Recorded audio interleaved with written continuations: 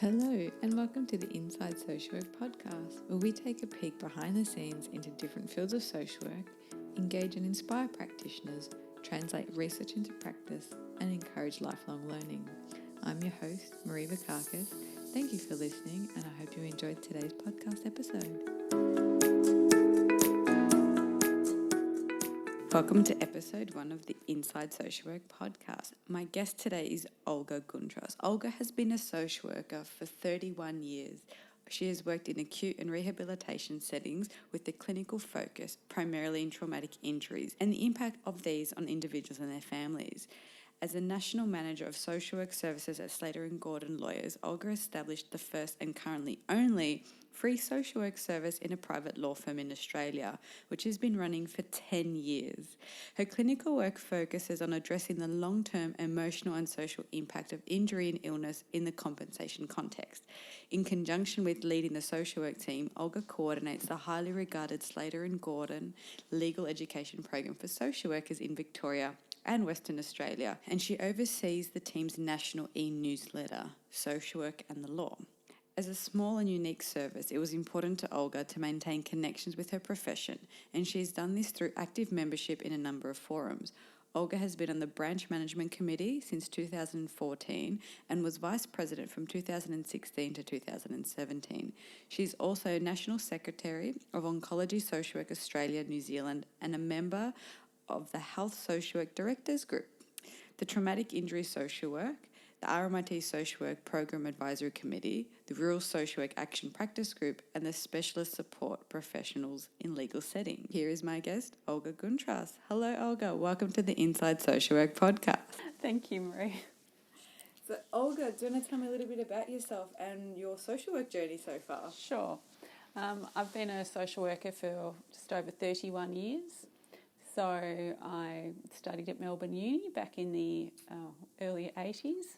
I actually did a Bachelor of Arts majoring in psychology first because I was interested in helping people and thought that was the best way to do that. But doing the degree, it really made me question what I was learning, how was that going to help people, learning about perception and statistics and things that were not my favourite areas.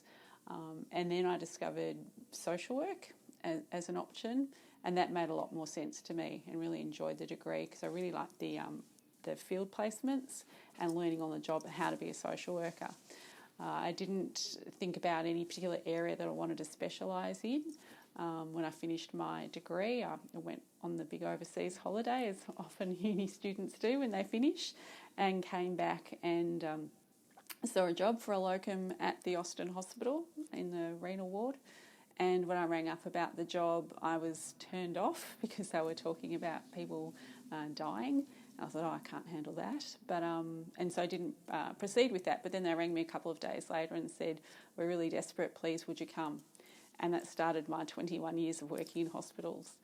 So I was at the Austin working in a variety of hospitals there, and then went over to Royal Talbot in their rehabilitation hospital, and then over to the Victorian Rehab Centre, which was actually the TAC Rehab Centre initially. So the vast majority of my career has actually been working with people injured in accidents, mainly through orthopaedics. Some people with acquired brain injuries, some people have had amputations. I've worked with people on the spinal injuries unit. So yeah, I guess without really thinking about it, fell into that area of work. So that's been really my career and my interest, working with people who are injured and ill. So it sort of made a lot of sense to me when I came here. And I guess I'll tell you a little bit about that. So I'd been working, as I said, at the Vic Rehab, and I'd been there for 14 years. Felt I wanted a change but didn't know what I wanted to do. And an opportunity was provided to me. So there was a senior lawyer here at the time who had been a nurse actually at the Austin Hospital. We were there at the same time but didn't know each other. So she'd worked with social workers and understood the role of social work and how social workers could assist people who are injured and ill. And she approached executive management and said it would make sense if we had our own in-house social work service so that they could assist the clients with their psychosocial issues and the lawyers could focus on progressing the legal claim, because the lawyers were finding that the clients were contacting them in crisis, emotional crisis, social crisis, turning to the lawyers for help because they were the person that they had a trusted relationship with. And obviously the lawyers weren't equipped, didn't have the knowledge or skills to best help them. And she often talked about an example where she spent 2 days trying to find housing for one of her clients and not knowing how to go about that. Executive management agreed to give it a try, and I was approached with the idea of, we'd like to have a social work service. What do you think about that idea, and are you interested? So it was an interesting concept, and it took me a while to work my way through that. Yeah, I remember in earlier conversations you weren't really sure Yeah. what that would even look like. Exactly. Because it was a completely new service, Yes. almost one of its kind Exactly. nationwide that we know of. Exactly. No one had ever provided a social work service in a private law firm before. So I didn't have a reference point, and I wasn't even aware internationally of such a service in a private law firm. So that's why I was quite daunted by the prospect initially, and had to do a lot of thinking and sort of talking to them, because they really had no idea themselves what that might look like. And ultimately I decided, well, how many times do you get an opportunity like this? It's my opportunity to create the service that I want to create, rather than being restricted like so many social workers are in terms of funding and policy and organisational context in terms of what they can do for clients. So I started on the 4th of May 2009 and approaching the 10-year anniversary. Happy anniversary. That's Thank you. A decade in the role. That's incredible. Yeah, it's very exciting. We're looking forward to celebrating that. So the program started here in Melbourne? Yes. With just you? Just me and initially. And now it's across the country? So now we're a team of 4. 2 of the team, Alexis and Lorraine, have been here 8 years. Lorraine's based in Melbourne with me, and Alexis is based in Sydney. And then Maggie joined the team in 2016 when we expanded the service to Queensland. And then last year we decided to provide a national service. So we had been providing a national service since 2013 when the referral issue was suicide, but we were able to expand our full service to clients regardless of their location. So what are some of the common cases that you would be working with? What are some examples of how people would interact with both the legal service here at Slater and Gordon and the social work team? Sure. So most of the clients referred are from what we call our personal injuries areas. So people have been injured in motor vehicle accidents, workplace accidents, people with medical negligence or public liability claims, people with asbestos-related diseases or superannuation claims, which, we wouldn't knock back a referral, but we were primarily there for the personal injury clients because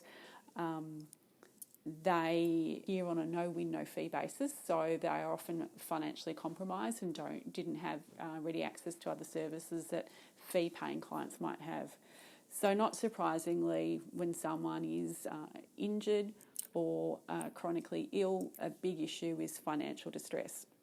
So people either have a drop in income because, say for example, the work cover system doesn't pay 100% of their earnings, or they are not entitled to that. So either their earnings, their weekly entitlements have stopped after a couple of years, or their type of claim isn't underpinned by a scheme where they'll pay weekly payments. So for example, for medical negligence, public liability and asbestos claims, there is nothing paid along the way.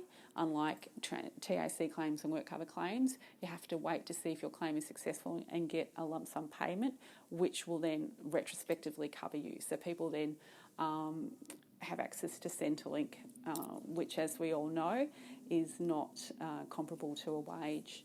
So often people are referred when they're in financial distress, and it makes it challenging for us at times because sometimes they're not telling the lawyer as the issues escalate. It's at the point where they're being evicted or they have been evicted or, something quite serious like that. So to be able to assist them effectively can be challenging. But we do link a lot of clients in with financial counsellors. Talking to a client today who I had referred him to his local service, and he actually went this week And he said that was really helpful, that the person was advising him how he could save money in some ways and was going to help him with some of his debts in other ways. So it's really nice to hear when people do follow through, because there are some people who aren't emotionally ready to do that. So even when you provide that service information, they don't access it, and unfortunately the problems escalate and then they get re-referred, and it just makes it more challenging. So that by far continues to be the highest reason for referral, and obviously linked with that is issues with housing and homelessness. So we have people at risk of becoming homeless because they can't pay their mortgage or their rent, or we do have people that have become homeless. And that's a challenge as well. As we know, there's a dearth of affordable housing in Australia, and often our clients don't want to access crisis accommodation because they're concerned about who else might be living there as well, or they have psychological issues where they are not comfortable to live with other people. And so some people choose to live in their cars or, couch surf with friends. And that's sadly the reality of the situation. So that tends to be clients who are on a New Start allowance or sickness allowance and just can't afford private rent on their own. Sounds like such a varied spectrum of clients that you work with, even within such a small group of what you represent at the law firm. So personal injuries then has so much variety in that. What are some of the key considerations or frameworks that you draw on to work with them? Is it a strictly case management approach, or do you kind of weave into some of your more therapeutic techniques and some of the other skills that you learnt along the way? Yeah, it really varies depending on the issues. So for some people it is about trying to coordinate services, because don't provide assistance to clients who are patients of a hospital because they already have access to a social worker. So we're really there when there's a gap in service. So it's about sort of educating people, linking people into services. Sometimes it's about meeting with the person. I should say most of our work is by phone, which is what enables us to provide a nationwide service. Some people we will go with to Centrelink or to a particular appointment to be able to assist them through that process, or meet with them when one of our officers to go through application forms and paperwork with them. For other clients, it is around sort of counselling, crisis counselling or short-term counselling, particularly where, for example, with our asbestos clients, the person has died, and so we provide grief counselling to family members. Where they need longer term support, we'll obviously link them in, but we do provide that. We also do a lot of risk assessment. There's a lot of mental health issues obviously experienced by our clients, and a lot of clients express suicidal ideation or intent to their legal team, and so they are referred to us, and we will determine what needs to happen at that point. So whether we're calling an ambulance if they haven't already done so, or if we're linking them into mental health services or linking them in with their treaters if they have them. I guess what we do is quite varied, and the issues we come across are quite varied, but I would consider them to be standard social work issues.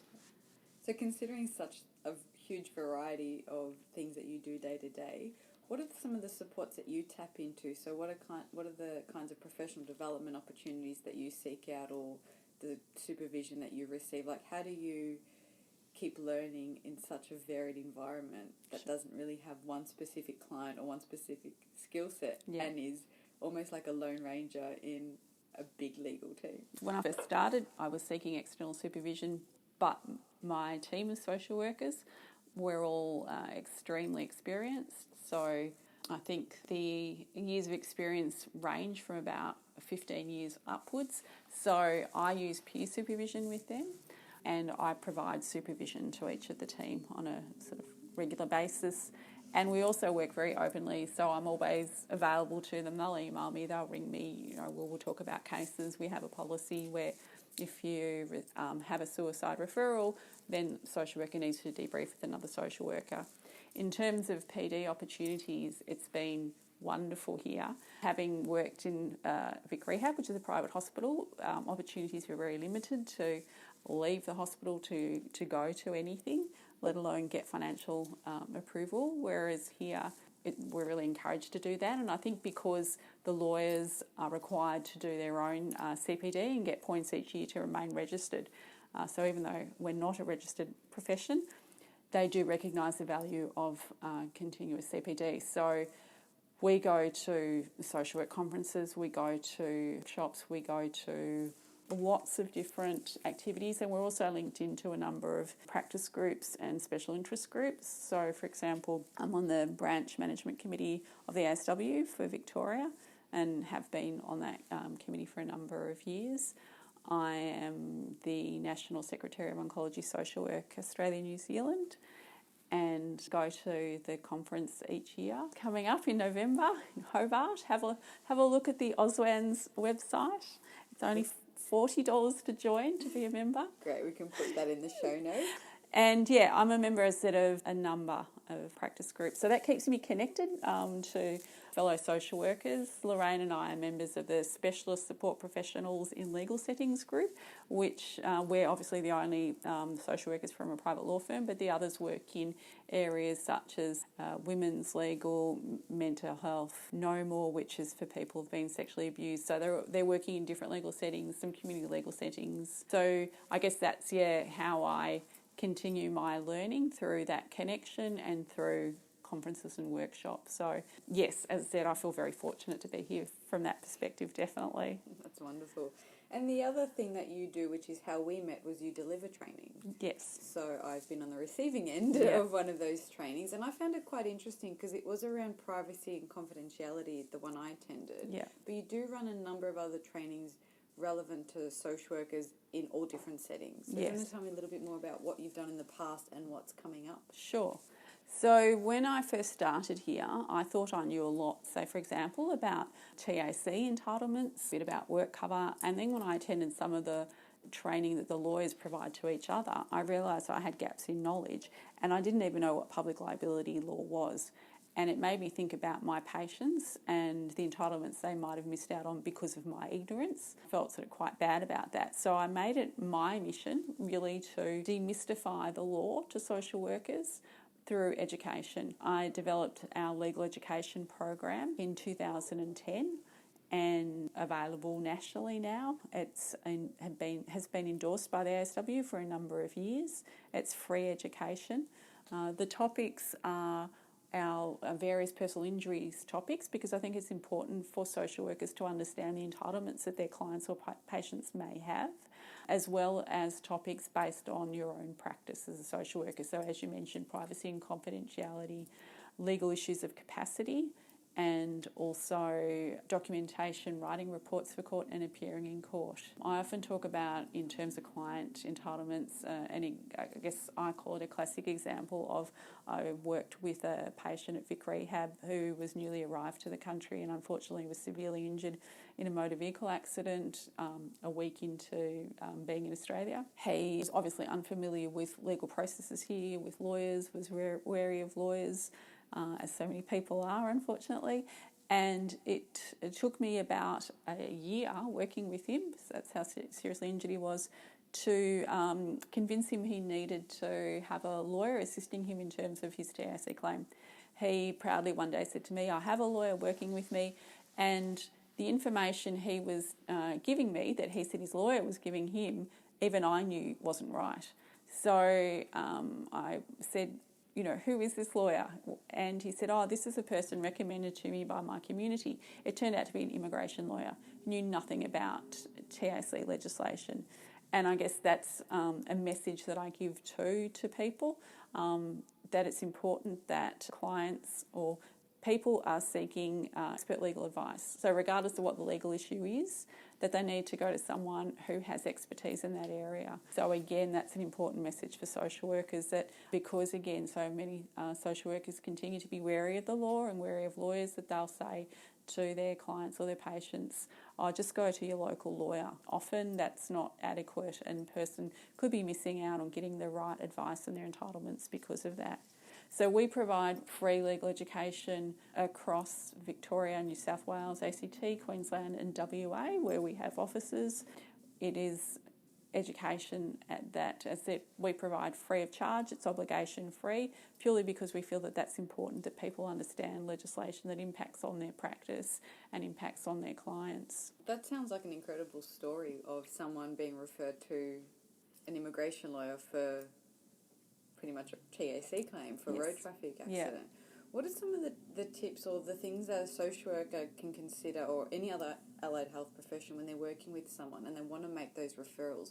We would know in, let's say, mental health, if someone is really good at DBT, they might lack skills in doing, occupational rehab. Yeah. So we know that within our field there are particular strengths in different areas, and then we kind of lump some other professionals all in one basket. Yeah. So how would you recommend someone go about finding the right skill? What kind of questions would they ask, and how do they sift through people who are just so eager to get a client and might not be the best fit versus a service that, like you said, is an expert in that legal setting? Yeah. I mean, each of the law societies in each state will have a list of lawyers and their practice areas. So, for example, family law specialists, personal injury specialists, and within personal injury, as I said, there are the different areas. So it is a matter of doing a bit of research.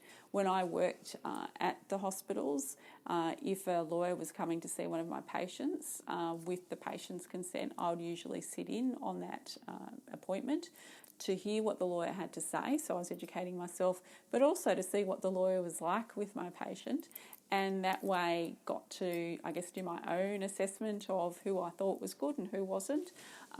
So my practice was always to give the client options. Here are some, lawyers, you choose one, we can contact them and come and see you. So there's no, hard or fast rule in terms of how you can do that, but it's about doing research, asking questions. I mean, the internet's fantastic these days for, Googling people, reading the law firm's websites, reading lawyer profiles, see what you think. I mean, I do get, and our team gets, social workers contacting us from all over Australia with legal questions, which might be to do with their client-patient entitlements or issues about their own practice. So, for example, I've received a subpoena, what do I do? Our lawyers are always happy to give that sort of advice over the phone, and so we try to be a resource to people. But as I said, it's a matter of doing your own research and getting familiar with people, just like, you do with any other service, like, housing services. Over time with practice, you get to know, well, which are good services, which are not, which are good financial counselling services, and in your own head, or you might even keep a list of, who you'll direct your clients to, because obviously everybody wants their client to have the best experience. Yeah, absolutely. And in terms of the training that you offer to other social workers, I kind of want to touch on that a little bit. So what are some of the common themes you see that people might overlook in their own practice in terms of some of those legal considerations that they should be applying to their practice? What are some of the solutions that you've got for those? I guess one common area that's not well understood is about capacity. So a person's capacity is actually a legal construct. So it's people often think it's a health or medical construct, but the capacity to be able to make decisions about oneself is actually a legal construct. So that's a popular session that gets requested, and I think because there's a lot of misunderstanding around that. Because a person needs to have capacity to be able to agree to treatment, and even though that's used often in a medical model, even for social workers, for a client to consent to you to be able to provide your intervention, you need to be confident that they have the capacity to do that. They have the capacity to participate in sessions, to follow through, to make decisions. So that's an area that I think social workers need to be more aware of. Certainly in each of the different states there's different legislation that underpins capacity, and it's a challenge because there's no sort of one stock standard definition of capacity.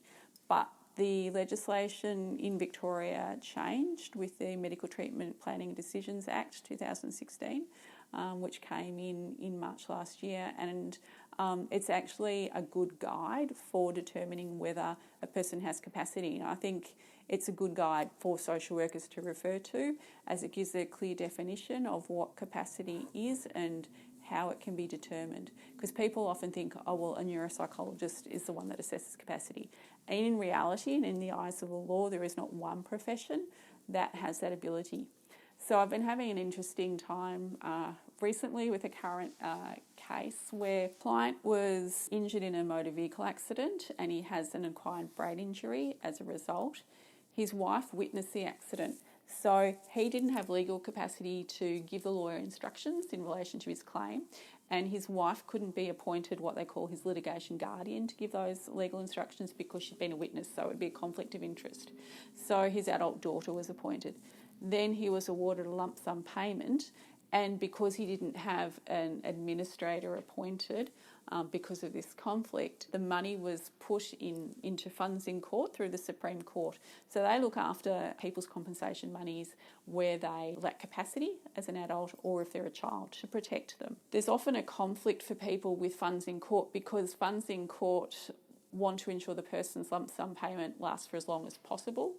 So if, for example, a person wanted to use that money to buy a house, if that was the entirety of their money, funds in court would say no. So even though for the person, the injured person, logically they would think, well, that's my money, that's what I want to use it for, there can be that conflict. So in this particular case, this client, he would like his wife to be able to manage his money. They have a good relationship, happy to do that as well. For funds in court to do that, they need her to be appointed legally, his administrator.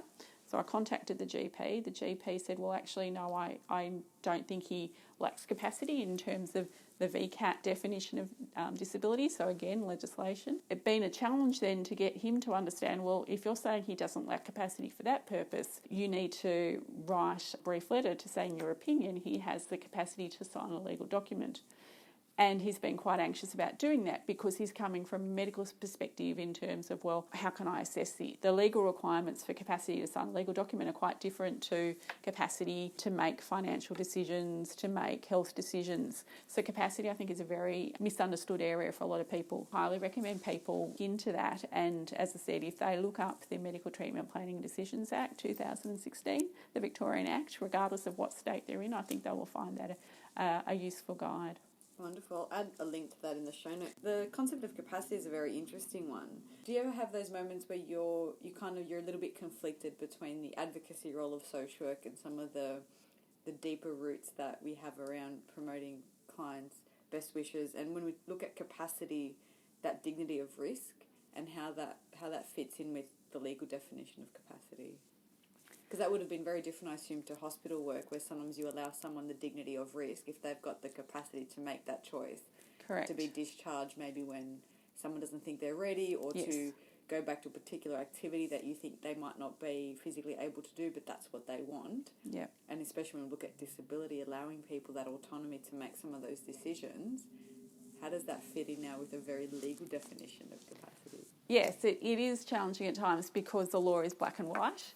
And even though we're part of the legal team, obviously when there are legal issues, we have to step back from that. It's hard for a number of our clients where they lack capacity and the lawyer proceeds with a VCAT application, and so, for example, state trustees is appointed, the administrator, because the person then feels that they've lost total control of our finances and therefore the situation.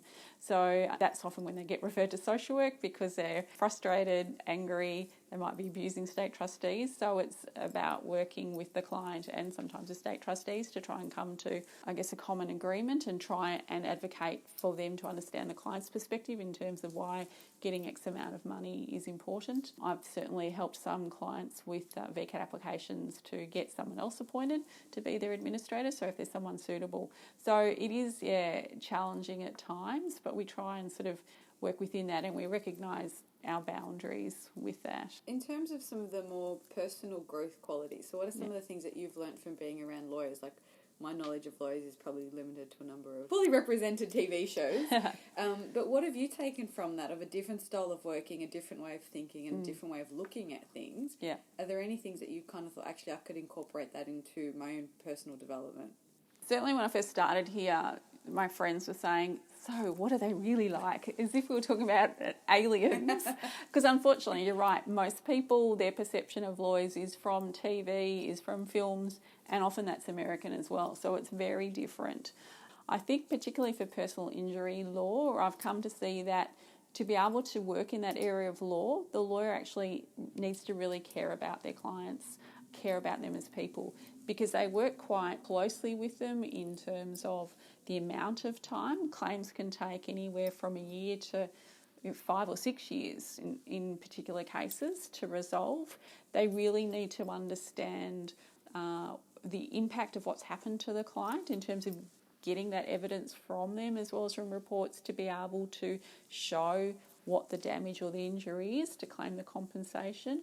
They are reading lots of reports. They're exposed to lots of different traumatic material themselves. So to do that, you really need to care about people, to be where they're with them, to support them. And as I said, they become their trusted advisor. And that's why the clients do turn to them when they're in psychosocial crisis, because they trust them. They often have nobody else. I guess I've learned to appreciate that in our lawyers. But at the same time too, I think they've really learnt a lot from us as social workers. They provide education to staff here as well in terms of working with clients in challenging situations where clients are distressed or angry or they are threatening suicide. And also we talk to them about the importance of self-care and protecting themselves from vicarious trauma. So we've really raised the profile of that as an issue within the organisation, and that's been sort of taken up. I think there's sort of mutual learning from each other, and I really appreciate that we have many opportunities at many levels to provide a social work perspective on, individual clients in general, in terms of policies and procedures of the organisation. So I feel we do have an important sphere of influence internally, as well as some influence on the social work community externally in terms of what we do with our education. That's so interesting, and I'm so glad to hear you pushing that vicarious trauma, because that's something that I know a lot of other professions maybe don't take as seriously as we do, and that's something that we can really lead the way in other professionals, not just working with their clients and talking in group supervision or to our supervisors, but really understanding that people across a whole range of different jobs can experience that. And it sounds like this would be such an environment where if you're reading all those case files and you're working so closely with someone, it'd be very hard not to get invested. You couldn't do that work, it sounds like, without caring, without having that empathy. Yeah. And part of that's going to come with some of that trauma. And it could be the 10th case, it could be the first case, could be the 100th, but sometimes at some point one of those might tip you over. Exactly. And lead to some burnout there. Exactly. So we've really worked with others within the organisation to change the culture, because, again, for new graduate lawyers, the younger lawyers are often scared to speak up because they're worried it's going to impact on their career progression. For the more experienced lawyers, who often get the more complex, quite horrific cases, they think, well, I just have to suck it up because I'm a senior lawyer. So we've really worked on changing people's perceptions and beliefs, and being open to accessing help and talking about their own sort of self-care and mental health. Oh, I could talk to you for hours about this. This is so interesting and such a unique area of social work that I'm sure I would never have stumbled across had I not met you at a training. Is there anything that you wanted to mention before we wrap up? And then you've got a few books sitting here that we can recommend to some of our listeners. Yes, I guess in terms of the education we provide, we also do have a social work newsletter that we send out 3 times a year to the social workers on our mailing list. So we have over 2,000 social workers nationally on our list. It's obviously a free newsletter. There are articles written by our lawyers that we think are of interest to social workers in their practice. We know that it is of interest and value because we get new social workers emailing us all the time saying, can we join your mailing list, because they've seen the newsletter from a colleague. So that, we really find that feedback really useful, that they do get use out of it. So our next newsletter will be out in April. If people want to join our mailing list, obviously they're very welcome to. The easiest way for them is to go on to, if they Google Slater and Gordon Social Work Services, they'll get to our page. It's got all of our contact details there. And they'll just email us and say we'd like to join, and we'll add them on. Great, and I'll provide a link to that in the show notes as well. Yeah. And you run a yearly seminar as well. Yes, so we, as well as providing legal education in workplaces, we also hold a free day of legal education. Our next one is coming up on the 29th of April. It's a sort of a anniversary celebration, and the theme for that day is psychiatric injuries in the compensation context. So I try to have a theme each year, and so this year we've got our lawyers presenting from motor vehicle accidents claims, talking about psychological injuries for the person injured, but also for family members who have what they call a nervous shock claim, people who have work-related psychological injuries, often through bullying and harassment that's happened in the workplace, as well as secondary trauma through being injured. We also have one of our lawyers from public liability talking about sexual abuse claims, childhood institutional abuse, So what compensation can be claimed through that avenue. We have one of our lawyers from superannuation talking about psychiatric injury as a disability in terms of claiming total and permanent disability. How do you meet that criteria? We have Dr. Nathan Seri, who's a psychiatrist, talking about medico-legal assessments. So how they are, I guess, undertaken and what is considered in terms of doing an assessment for a medico-legal assessment, which is very different to doing a clinical assessment. And often our clients struggle with that, thinking, well, I'm seeing this psychiatrist or I'm seeing this particular doctor, they're going to recommend treatment to me, and it's for a very different purpose. And I think that's important for social workers to understand too, what it's all about. And then I'll be presenting, focusing on our work with our clients who have mental health issues. So I'm quite excited about the day. I'll be hopefully sending out that information to the people on our mailing list sometime next week. So it'll be a first in, first served basis. That sounds fantastic. And a couple of books that you've got here to recommend. Yes. So one of them brought back memories of my social work degree. It was actually on our reading list. Yeah, so one that I bought when I first started, and I've bought again more recently because they've updated it. So I found this a really good reference. It's Social Work in the Shadow of the Law. It's an Australian book, and I think it's a really good resource. So I highly recommend people purchase that if they don't already have it. Again, because my previous background was health, another book I find really useful is Health Law Frameworks and Context.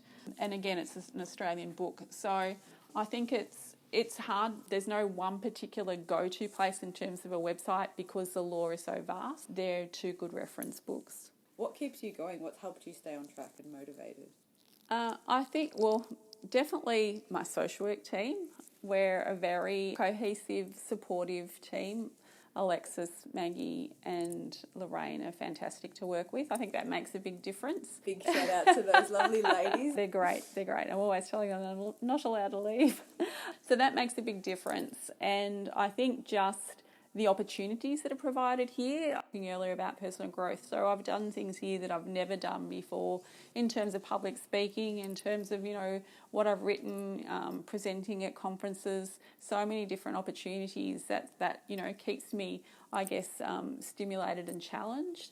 It's been a real eye-opener seeing the chronic psychosocial impact of serious injury and illness. So working in the hospitals, people would be ready for discharge, obviously not fully recovered, and so you'd wave them goodbye and wish them the best, thinking, oh, they'll be okay. So it was and continues to be, as I said, eye-opening to see what happens to people down the track when they leave hospital, when they're out in the community, when they're floundering because their needs aren't being met or they've changed and they don't have the supports in place. So I feel we do make a difference with our service, and I guess an important point I didn't make earlier was our service is completely free to clients, and that's what keeps me going as well, that we are free to provide the service we want to provide. Working in a private hospital, we're restricted to funding in terms of sessions, the type of work we did. Here, the lawyers respect that we know what we're doing and we can provide whatever service we want, whether it's over the phone, in person, via email, whatever we need to do, however much contact we need to have with the client, there are no restrictions. And that's definitely important to me, and that definitely is a reason why I continue to do this work. And then personally, holidays are important. I've got a big one coming up and my dogs always give me pleasure, all the usual, it's important to have a life out of work. So as much as I love work, it's not the be-all and end-all of my life. It's really important to have that work-life balance, which is what I tell the lawyers all the time, and you've got to be a role model to them. So, yeah. Great. Thank you so much. That has been very interesting to hear about all the different legal considerations that might not have even come to awareness for so many people. So I'll put some notes in the show notes around how to get onto your social worker newsletter for the upcoming free legal day, and some of those other things around the Medical Treatment and Planning and Decisions Act, and some of those books that you've mentioned as well. Right. So thank you so much for chatting to me today. No, thank you. Thank you for listening to today's podcast. Be sure to check out the show notes for today's episode's resources, and don't forget to click subscribe and review us wherever it is you get your podcast.